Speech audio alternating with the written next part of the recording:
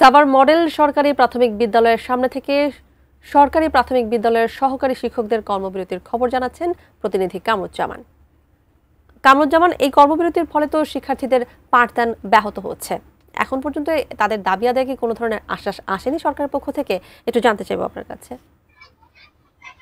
ধন্যবাদ তানিয়া। আমি এই মুহূর্তে রয়েছি সাভার যে একদম সরকারি মডেল যে প্রাথমিক বিদ্যালয়ের সামনেই কিন্তু আমি রয়েছি। আমরা সকালের থেকে বিভিন্ন প্রতিষ্ঠানে কিন্তু আমরা গিয়েছি, আমরা বিভিন্ন জায়গাতে আমরা খোঁজ নিয়েছি এবং প্রত্যেকটা জায়গাতেই কিন্তু দেখেছি যে শিক্ষার্থীরা তারা মাঠে এলোমেলো ঘোরাফেরা করছে। শিক্ষকরা পাঠদানে তারা কিন্তু ঠিকমতো ক্লাসে যাচ্ছেন না এবং কিছু কিছু জায়গায় দেখেছি শিক্ষকরা তারা কিন্তু আমরা দেখেছি যে বাচ্চাদেরকে কন্ট্রোল করার জন্য দেখা যায় বাচ্চারা এলোমেলো রাস্তায় বিক্ষিপ্ত আকারে না চলে যায়। সেক্ষেত্রে অনেকেই দেখেছি শিক্ষকরা ক্লাসে তাদেরকে কন্ট্রোল করতে আমরা দেখা গেছে। তো আমি যেখানে রয়েছি সাভার মডেল সরকারি প্রাথমিক বিদ্যালয়, সেখানে সহকারী শিক্ষকরা তারা কিন্তু একই রকম কিন্তু তারা কর্মবিরতি পালন করছে এবং টানা 3 দিন কর্মবিরতির ফলে কিন্তু দেখা যাচ্ছে যে বাচ্চারা তারা কিন্তু এলোমেলো বিক্ষিপ্ত আকারে বিভিন্ন জায়গায় আমরা দেখতে পাচ্ছি যে তারা ঘোরাফেরা করছে, যে কারণে কিন্তু পাঠদানে অনেকটাই সমস্যার সম্মুখীন হচ্ছে।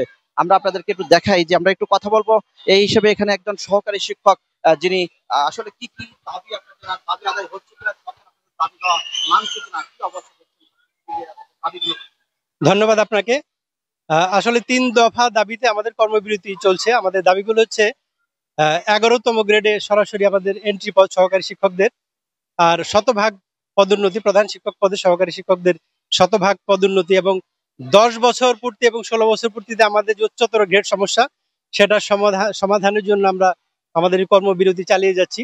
আর আমাদের সহকারী শিক্ষকদের এখন শিক্ষাগত যোগ্যতা চাওয়া হয় স্নাতক। স্নাতক পাশ করে আমাদের 13তম গ্রেড, অথচ সরকারি ড্রাইভার যারা আছেন তাদেরকে 12তম গ্রেডে রাখা হয়েছে। আমাদের শিক্ষকদের, প্রাথমিক শিক্ষকদের 13তম গ্রেড মানে ড্রাইভারদের পিছনে আমরা চাকরি করছি, যেখানে শিক্ষা জাতির মেরুদণ্ড।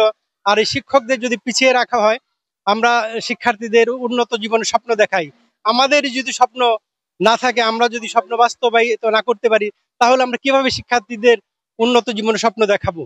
আমাদেরই যেখানে স্বপ্ন নাই, আমাদের বাজার করতে গেলে হিমশিম খেতে হয়। সেক্ষেত্রে আমরা চাচ্ছি যে আমাদের এন্ট্রি পদ 11তম গ্রেড করার জন্য। এই 11তম গ্রেড এবং প্রধান শিক্ষক পদে শতভাগ পদোন্নতি, আর 10 বছর এবং 16 বছর পূর্তিতে যে গ্রেড সমস্যা, আমাদের উচ্চতর গ্রেড সমস্যা, এটা সমাধানের জন্য আমরা আমাদের কর্মবিরতি চালিয়ে যাচ্ছি। যতদিন পর্যন্ত আমাদের এই সমস্যা সমাধান না হবে, আমরা সারা বাংলাদেশ ব্যাপী সহকারী শিক্ষকরা যে কর্মবিরতি চালিয়ে যাচ্ছে এটা চালিয়ে যাব ইনশাল্লাহ।